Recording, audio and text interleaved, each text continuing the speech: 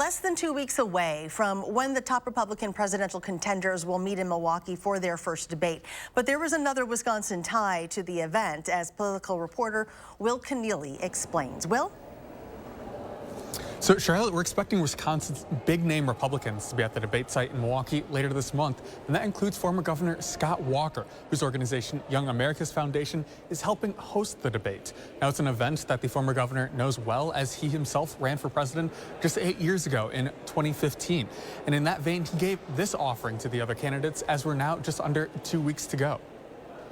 They got to come in and be themselves, not just rehearse punchlines that they're going to use, but actually be able to respond and react to both the moderators and to the other candidates. Former Governor Scott Walker knows the presidential debate stage well.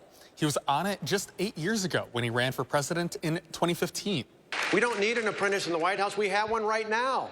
Now out of elected office, Walker is working with his conservative youth advocacy group, Young America's Foundation, to help produce the debate. For us, it's really about connecting younger voters. We actually had Fox News, will be the broadcast lead on this, come to our national college conference and film students there, take questions that they would like to hear from the candidate. The question remains, though, just which candidates will be on the debate stage. Former President Donald Trump has kept political observers in waiting over whether he will make an appearance in Milwaukee. Walker says, let's have him. I think he should come.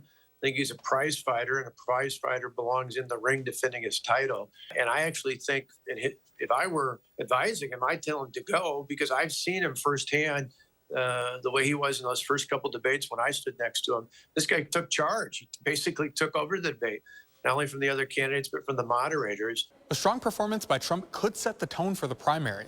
But another candidate with a good performance could go a long way, while these lesser-known figures are trying to introduce themselves to voters. On the flip side, if he doesn't come, somebody else, whether it's Ron DeSantis or one of the other candidates, has a really shining performance, that could end up opening the door towards that person making up some ground on the president.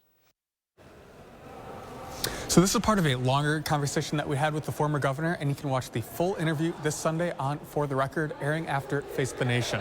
Live from the Capitol, Will Keneally, News 3 Now.